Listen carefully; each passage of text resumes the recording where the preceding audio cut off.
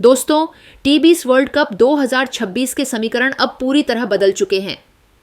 कोलंबो के मैदान पर अमेरिका को एक बेहद करीबी और रोमांचक मुकाबले में हराकर पाकिस्तान ने न केवल अपनी लगातार दूसरी जीत दर्ज की है, बल्कि सुपर 8 में अपनी जगह भी लगभग पक्की कर ली है। पाकिस्तान की इस फिनिक्स जैसी वापसी ने पूरे क्रिकेट जगत को हिलाकर रख दिया है। लेकिन असली हलचल तो अब शुरू हुई है, क्योंकि 15 फरवरी को होने वाला है इस सदी का सबसे बड़ा महामुकाबला, भारत बनाम पाकिस्तान। पाकिस्तान की इस नई फॉर्म को देखकर क्रिकेट के भगवान सचिन तेंदुलकर से लेकर रिकी पोंटिंग तक दुनिया के तमाम दिग्गजों ने टीम इंडिया के लिए खतरे की घंटी बजा दी है। आज के इस विशेष और लंबे वीडियो में हम आपको बताएंगे कि दुनिया के इन दिग्गजों ने पाकिस्तान की जीत पर क्या कहा और 15 फरवरी के रण के लिए भारत को क्या चेतावनी दी है। आइए जानते हैं क्या है दिग्गजों का मास्टर प्लान। सबसे पहले बात करते हैं क्रिकेट के महानायक और खेल के भगवान कहे जाने वाले सचिन तेंदुलकर की।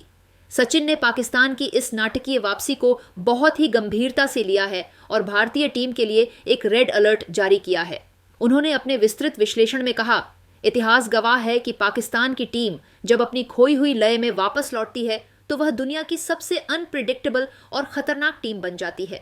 आज अमेरिका जैसी उभरती टीम के खिलाफ उन्होंने जिस तरह से अंतिम ओवरों के जानलेवा दबाव को सोखा है और उसे जीत में तब्दील किया है, वह वाकई काबिले तारीफ है। भारतीय टीम को 15 फरवरी के इस महामुकाबले को एक सामान्य मैच समझकर हल्के में लेने की भूल कतई नहीं करनी चाहिए।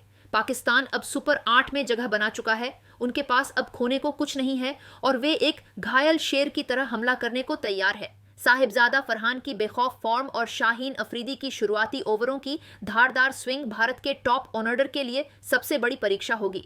भारत को अपनी बेसिक क्रिकेट पर अडिग रहना होगा और कोलंबो की मुश्किल परिस्थितियों में शुरुआती 6 ओवरों में विकेट बचाकर खेलने की रणनीति अपनानी होगी। सचिन के बाद ऑस्ट्रेलिया के 2 बार के विश्व विजेता कप्तान और रणनीतियों के मास्टर रिकी पोंटिंग ने भारतीय खेमे को कड़े और स्पष्ट शब्दों में चेतावनी दी है। पोंटिंग ने अपनी पैनी नजरों से मैच का आकलन करते हुए कहा, मैं साफ देख पा रहा हूं कि पाकिस्तान की गेंदबाजी में वो पुरानी घातक धार और गति वापस आ गई है जिसने दुनिया के बल्लेबाजों को कभी डराया था।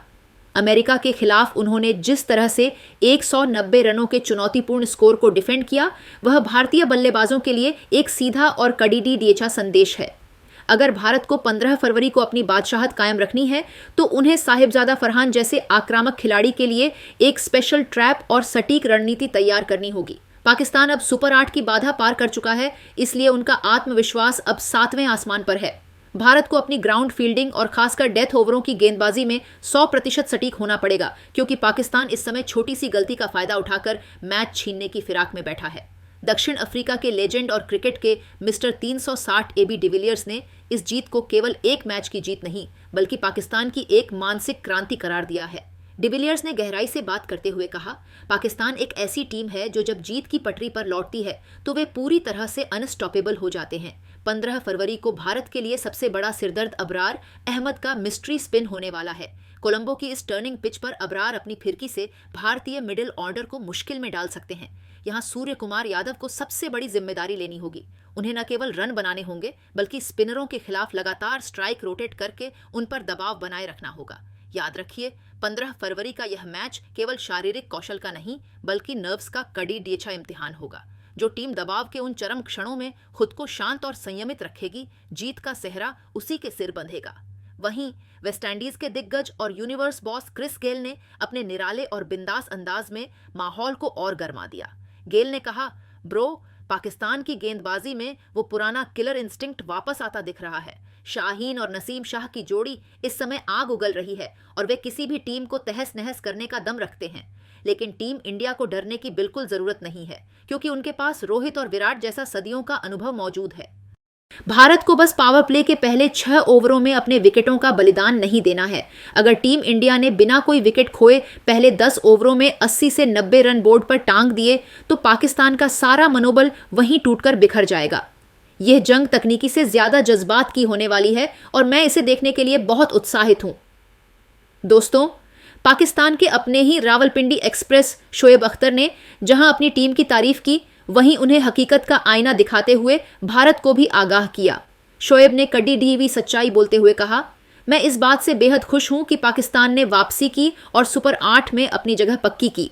लेकिन 15 फरवरी को हमारा मुकाबला उस टीम से है जो वर्तमान में दुनिया की सबसे प्रोफेशनल और सर्वश्रेष्ठ टीम है। अगर पाकिस्तान को भारत के खिलाफ कोई चमत्कार करना है तो उन्हें अपनी लचर फील्डिंग में क्रांतिकारी सुधार करना होगा।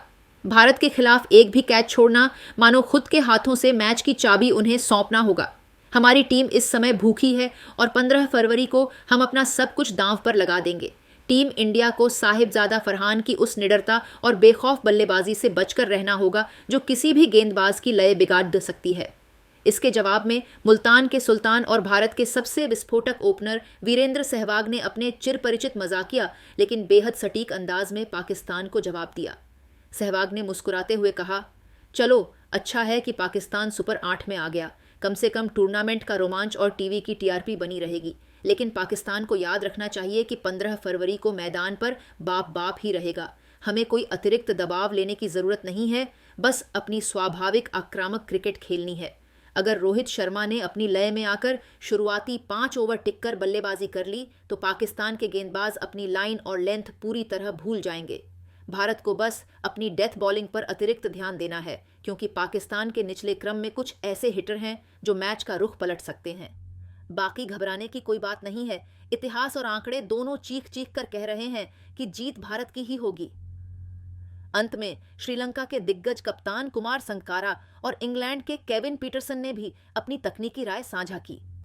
संकारा ने कोलंबो की पिच के मिजाज को समझते हुए कहा, एसएससी की पिच पर जैसे जैसे खेल पुराना होगा गेंद काफी टर्न होगी। भारत को यहां कुलदीप यादव का इस्तेमाल एक शिकारी की तरह बहुत ही आक्रामक तरीके से करना चाहिए। वहीं पीटरसन ने भारत को सचेत करते हुए कहा, भारत का प्राथमिक लक्ष्य पाकिस्तान की इस नई और खतरनाक लय को तोड़ना होना चाहिए। मैच की शुरुआत में ही अगर भारत ने पाकिस्तान के 2 मुख्य विकेट झटक लिए तो वे पूरी तरह बैकफुट पर चले जाएंगे और फिर वापसी नहीं कर पाएंगे। तो दोस्तों, दुनिया भर के दिग्गजों की इन बातों से साफ है कि 15 फरवरी का मुकाबला कोई साधारण मैच नहीं बल्कि एक महायुद्ध होने वाला है। पाकिस्तान की लगातार 2 जीत ने इस मुकाबले में आग लगा दी है। क्या आपको लगता है कि टीम इंडिया इन दिग्गजों की सलाह मानकर पाकिस्तान के विजयी रथ को रोक पाएगी? क्या रोहित के शेर पाकिस्तान को धूल चटाकर मोनांक पटेल के आंसुओं का बदला लेंगे? अपनी राय नीचे कमेंट बॉक्स में इंडिया जीतेगा लिखकर जरूर दें। वीडियो पसंद आया हो तो लाइक करें और सब्सक्राइब करना न भूलें। जय हिंद।